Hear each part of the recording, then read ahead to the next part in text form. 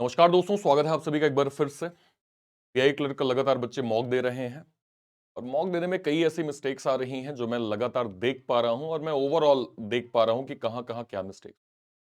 अगर आप भी ऐसा कर रहे हैं तो संभल जाइए, मैं आपको वो पॉइंटर्स बता देता हूं ताकि आप भी अपनी प्रिपरेशन को थोड़ा बेहतर कर पाए। अगर आप चैनल पे नए हैं तो चैनल को सब्सक्राइब जरूर करिएगा और मैक्सिमम इस वीडियो को शेयर भी जरूर। आज मैं आपको 10 ऐसे फैक्ट बताऊंगा जिसको आप अच्छे से समझ जाइए ताकि आपको एसबीआई क्लर्क निकालने में कहीं कोई प्रॉब्लम ना हो। और अगर आप ऐसा कर रहे हैं तो रुक जाइए, प्रतिमान में था ना, ठहरिए, ताकि आप अपनी भी अवेयरनेस प्रॉपर क्लियर। चलिए स्टार्ट करते हैं। सबसे पहले नंबर फर्स्ट, कौन सी मिस्टेक आप कर रहे हैं? Not starting early. कई लोग ये सोचते हैं कि हम 15 दिन पहले या 10 दिन पहले मॉक देके चीजें कंप्लीट कर लेंगे। नहीं, ऐसा मत करना। अगर आपका सिलेबस आप ये माने 70-80% कंप्लीट है तो आप डिले मत करिए, मॉक देना स्टार्ट कर दीजिए। मॉक ही असली टीचर है। पहले टीचर हम हो गए, सेकंड फिर मॉक है। मॉक आपको एग्जाम वाली फीलिंग देगा, तो आपको mock as soon as possible start करना है ताकि आप अपना बेस्ट करते जाएं एक टाइम बाउंडेड मैनर में। पहले आपको मिस्टेक्स पता चलेंगी, एनालाइज करेंगे, तब जाके आप बेहतर करेंगे। तो अगर आप ऐसा कर रहे हैं मत करिएगा। कोई प्लान नहीं बना है, कभी भी रैंडम मॉक दे रहे हैं, मतलब कुछ भी नहीं सेट है कि सर आज मॉक दिया, अब ठीक है यार थोड़ा बिजी थे, थोड़ा वहां चले गए थे, थोड़ा ये फंक्शन था, 4 दिन बाद वापस मॉक। ऐसे काम नहीं बनेगा भाई। अगर आपने प्लान आउट नहीं किया है तो बहुत प्रॉब्लम आएगी। आप स्ट्रिक्ट डिसिप्लिन मेंटेन करिए। मैं फिर कह रहा हूं कि अगर आपको लगता है कि आपका 80% 90% सिलेबस हो गया है तो भले आप ऑल्टरनेट करें, लेकिन ऑल्टरनेट मॉक जरूर दें। आज आपने दिया, कल छोड़ के परसों दीजिए, फिर एक दिन छोड़ के परसों दीजिए। राइट, ऐसा करते जाइए ताकि आप धीरे धीरे पैटर्न से फैमिलियर होते जाएं, आपको वहां पे रुचि लगने लगे। है ना, अभी आप इसलिए डिले कर रहे हैं क्योंकि हो सकता है आपका मॉक देने का मन ही ना करता होगा। तो मन के अकॉर्डिंग चलेंगे तो काम नहीं बनेगा, रिक्वायरमेंट के अकॉर्डिंग चलना पड़ेगा। तो प्लान बनाइए भाई। अगर आप ऐसा कर रहे हैं, अभी ऐसा कर रहे हैं, तो बड़ी दिक्कत है यार। इग्नोरिंग सेल्फ स्टडी, ये तो मतलब आपको क्या लगता है कि बस क्लासेस कर लिया आपने, रीजनिंग में मेरा कंप्लीट पजल का सेशन कर लिया, अगर आप एनालाइज नहीं कर रहे हैं तो कैसे आप पजल में फैमिलियर हो पाएंगे, मास्टर कैसे हो पाएंगे? मैं हमेशा ये चीज कहता हूं कि आप क्लास करिए, पीडीएफ आपको मिल जाती है, एक बार खुद से वापस लगाइए। इससे क्या होता है कि आप एक बार रिकॉल कर लेते हैं कॉन्सेप्ट को। तो जब आप रिकॉल करते हैं ना तो वो आपके लिए बड़ा बेहतर हो जाता है। सेल्फ स्टडी करिए खुद से। इसको डिले करोगे बहुत दिक्कत हो जाएगी और ये मान के चलोगे फिर एग्जाम निकल पाना बड़ा मुश्किल है और बाद में कहोगे अरे सर हमने तो बेस्ट किया था, कहां कमी रह गई। तो ये कुछ पॉइंटर्स हैं जो कमी आपकी उजागर कर रहे हैं। Do not attempt test series. अब क्या बोलूं मैं, ये सबसे इंपॉर्टेंट मेन चीज मैं आपको यही बताने आया हूं। समय आप गिनती का देख लो कि आपके पास बहुत लिमिटेड टाइम है और अगर आप इसको अभी भी इग्नोर कर रहे हैं तो बड़ी दिक्कत होगी यार। ऑनलाइन आपको समझना पड़ेगा कि 60 मिनट में आप कैसे कंप्लीट पेपर कर पाएंगे, 20 मिनट में रीजनिंग कैसे होगी, मैथ्स कैसे होगा, इंग्लिश कैसे होगा। है ना, तो वो जब आप मॉक देंगे तो पहले दिन हो सकता है आपके 10 ही मार्क्स आए, 20 ही मार्क्स आए। तो आप समझेंगे कि आपसे दिक्कत कहां और आपको प्रॉब्लम कहां हो रही है। जब आप सेल्फ एनालाइज करेंगे तो आपको इंप्रूवमेंट समझ में आएगी, उस पर काम करो भाई, तभी तो होगा। ये गलती तो बिल्कुल मत करो यार। Not analysing. अब देखो, मॉक देना इंपॉर्टेंट नहीं है भाई, समझ रहे हैं आप ये सोचें कि बस मैं तो बस कर देता हूं बाकी देखा जाएगा। अरे भाई, स्ट्रेटेजिक प्लान आपको आपको लेके चलना पड़ेगा। अगर 100 नंबर का पेपर है, 60 नंबर आपसे बन गया, तो आप ये देखिए कि 40 नंबर कहां प्रॉब्लम कर रहा है, कौन सी जगह आपको दिक्कत हो रही 40 नंबर में। और आप उसको एनालाइज करेंगे तो आपको पता चलेगा कि हाँ ये गलतियां मुझसे हो रही हैं।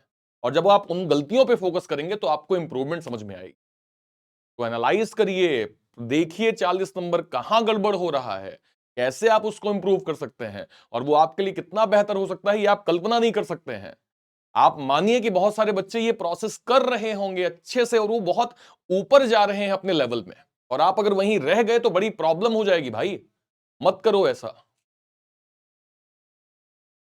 Do not have a right guidance. देखो, एक चीज ये भी है, मतलब जैसे मैंने कहा ना कि आप 4 दिन बाद मॉक दे रहे हैं, आप 5 दिन बाद मॉक दे रहे हैं, आप मॉक देके एनालाइज नहीं कर रहे हैं। क्यों? क्योंकि आपको सही रास्ता नहीं पता है।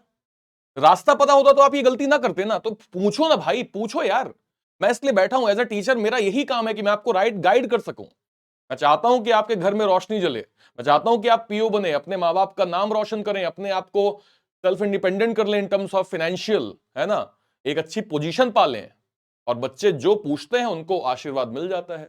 आप नहीं पूछोगे तो भाई कुछ नहीं होगा। तो राइट गाइडेंस के लिए आप मुझे फॉलो कर सकते हैं। सुबह 10 बजे मेरी यूट्यूब पे क्लास होती है, वहां फॉलो कर लीजिए। टेलीग्राम पे मेरा टेलीग्राम चैनल है अर्पित सर रीजनिंग पीडब्ल्यू, अर्पित सर रीजनिंग पीडब्ल्यू, वहां पे आप ज्वाइन होके डायरेक्टली आप मुझसे सवाल करिए, मैं आंसर करने के लिए बैठा ही हूं, ताकि आपको राइट गाइडेंस कर सकूं मैं। ये इंपॉर्टेंट चीज है, जो आप मिस कर रहे हैं तो मत करिए। आलस बहुत खतरनाक चीज है, बाद में बड़ा पछतावा देती है। जिंदगी जब निकल जाती है तो बड़ा दुख होता है यार। इम्प्रॉपर टाइम मैनेजमेंट, अब कभी भी मॉक दे रहे हैं हम, है ना, आज मॉक दिया, अब 4 दिन बाद मॉक देंगे। अरे भाई सेट कर लो कि डेली मुझे अल्टरनेट में ही 9 बजे देना है, सुबह 9 बजे मुझे मॉक देना है। 8:50 में उस कुर्सी में मैं बैठ जाऊंगा, 10 मिनट वेट करूंगा, फिर मैं उसमें मॉक दूंगा प्रॉपर, और 10 बजे जब वो कंप्लीट हो जाएगा तो मैं एनालाइज करूंगा कि मेरी मिस्टेक कहां हुई। हर दिन आप मोटिवेट नहीं रह सकते हैं, इसीलिए आपको डिसिप्लिन की आवश्यकता पड़ेगी। कोई भी इंसान, चाहे मैं हूं चाहे कोई भी कितना बड़ा मोटिवेटर हो, रोज मोटिवेट वो खुद भी नहीं रह सकता है। इसलिए डिसिप्लिन बहुत आवश्यक होता है। तो डिसिप्लिन सीख जाओ यार। आज का डिसिप्लिन फॉलो करोगे, कल जीवन का डिसिप्लिन आपको बड़ा अच्छा लगेगा। और आज का आलस में रहोगे तो जिंदगी नरक बन जाएगी। मत करो ऐसा, है ना। चलो नेक्स्ट पे आते हैं। लैक ऑफ रिवीजन, अब 100% लोग कर रहे हैं, यही कर रहे हैं भाई। मतलब मैं जब बच्चों के मार्क्स देखता हूं, मुझे मैसेज आते हैं कि सर केवल 60 नंबर आए, सर क्या करूं। मैंने कहा ये बताओ इस कॉन्सेप्ट को कितनी बार पढ़े थे। कह रहे सर एक बार क्लास किए थे, उसके बाद 2 दिन बाद सर 10-20 क्वेश्चन करके हो गया। मैंने कहा बस 10 क्वेश्चन कर लिए, कॉन्सेप्ट क्लियर हो गया। सेक्शनल मॉक दिए थे, कितने नंबर आए। कह रहे सर 10 का मॉक दिए थे सर, 7-8 नंबर आ गए थे। तो मैंने कहा वो जो 2 क्वेश्चन रह गए वो, अरे सर नंबर तो पर्याप्त आ गए ना। अरे पर्याप्त क्या होता है भाई, एग्जाम थोड़ी दे रहे हो यार, मॉक टेस्ट दे रहे हो। वो 2 गलतियां तुम्हें मॉक बताएगा कि क्या गलतियां हुई हैं, उस कॉन्सेप्ट को सीखो। तो सोचो तुमने पढ़ लिया सिलॉग और तुमसे 8 क्वेश्चन सही हो गए, 2 गलत हो गए, तो कुछ ना कुछ कॉन्सेप्ट एरर तो है ना, उसको सीखो भाई। अच्छे से एनालाइज कर लो। मतलब आप अगर अभी इस स्टेज में है कि अभी आप मॉक टेस्ट देके अपने आप को इंप्रूव कर सकते हैं, तो मैक्सिमम गलतियां देखो, तो फाइंड आउट करो उसको। मतलब आपका भी ये टारगेट होना चाहिए कि यार अगर मैं सेक्शनल मॉक दे रहा हूं और सिलॉग का ये कॉन्सेप्ट मेरा क्लियर है, तो मेरे 10 में 10 आने चाहिए, राइट। अगर वो 9 भी आ रहा है तो वो जो एक कॉन्सेप्ट, वो कॉन्सेप्ट की ही तो गलती है। कहा अरे सर इसको छोड़ देते हैं, 9 नंबर तो आ गया। अरे नहीं भाई, वो से एक एक एक क्वेश्चन को भी फोकस करो। कंप्लीट नंबर आएंगे तो उसका फायदा मेन एग्जाम में होगा। तो रिवीजन को मत लैग करो यार, ये आपके सिलेक्शन में बड़ी बाधा बन जाएगी, समझिए आप। नेक्स्ट, प्रीवियस ईयर पेपर, ये इंपॉर्टेंट चीज है। बहुत सारे बच्चों को लगता है, देखो आपका 80% सिलेबस कंप्लीट हो गया, मान लीजिए अपना, आप पूरा बैंक मतलब मैथ रीजनिंग इंग्लिश पूरा कंप्लीट है आपका। आप एक बार ये देख लो कि पहले का पेपर कैसे आया है, मतलब पहले का पेपर किस पैटर्न में पूछा गया है। मतलब देखो, लेट सपोज अगर मैं कहूं एसबीआई क्लर्क 2022, तो अगर मैं चारों शिफ्ट का एक बार पेपर देख लूंगा ना, कि लेट सपोज 22 तारीख को, 22 दिसंबर को लास्ट ईयर पेपर था और 4 शिफ्ट में पेपर था, तो एक बार मैं चारों शिफ्ट के पैटर्न को देख लूं कि फर्स्ट शिफ्ट में क्या आया था, सेकंड में क्या, थर्ड में क्या, फोर्थ में क्या, तो मुझे रफ आइडिया लग जाएगा कि रीजनिंग में क्या पूछ रहा है एग्जामिनर, किस तरह से पूछ रहा है एग्जामिनर। तो वो जब हमारे दिमाग में कॉन्सेप्ट क्लियर होता है ना, तो उसके अकॉर्डिंग हम फिर चलना स्टार्ट कर देते हैं और प्रिपरेशन वैसे कर लेते हैं। तो मार्ग सही हो तो रास्ते आपको दिखेंगे, तो मार्ग सही तो करो, सही फोकस तो अपना लगाओ यार।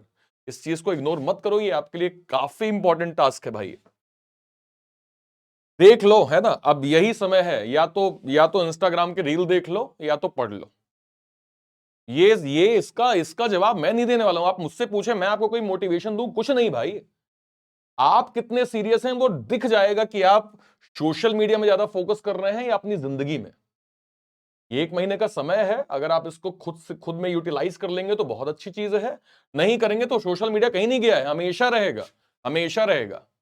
बस सोशल मीडिया के साथ हम लोग घर के ताने सुनना ज्यादा चालू कर देंगे बस, है ना। और अभी अगर अवॉइड करके थोड़ा मेहनत कर लेंगे तो सोशल मीडिया कल भी रहेगा, पीओ बनने के बाद भी रहेगा। फिर तुम्हें खुद लगेगा कि अच्छा हुआ मैंने सोशल मीडिया इग्नोर कर दिया था, मेरे कैरियर में कितनी बड़ी बाधा है ये मुझे बाद में समझ में आया, ये आपको बाद में लगेगा, है ना। तो इसमें मैं कोई मोटिवेशन नहीं देना चाहूंगा, मैं बस यही कहूंगा कि संभल जाओ। आपका कैरियर है, आपको बनाना है, मैं आपको रास्ता दिखा सकता हूं। आई होप आपको चीजें बहुत अच्छे समझ में आ गई होंगी, बहुत अच्छे से कॉन्सेप्ट क्लियर हुआ होगा। अगर आपको गाइडेंस लगती है तो आप यहाँ पे बैंक महापैक, बैंक महाविश्वास पैक अवेल कर सकते हैं। यहाँ से आप फ्रॉम द बेसिक जो है वो कंटेंट को पढ़ सकते हैं। बस मैं ये कहूंगा, पढ़ो, पढ़ना चालू करो, सिलेक्शन लो, अपने माँ बाप का नाम रोशन करो, अपने आप को एक बेटर स्थिति में जिंदगी में लाओ। यही वो क्रूशियल टाइम है जिसको यूटिलाइज कर सकते हो, अदरवाइज तो फिर सब कुछ गड़बड़ी है। आई होप आपको सेशन अच्छा लगा होगा। कहीं कोई दिक्कत होगी कमेंट सेक्शन में जरूर बताइएगा।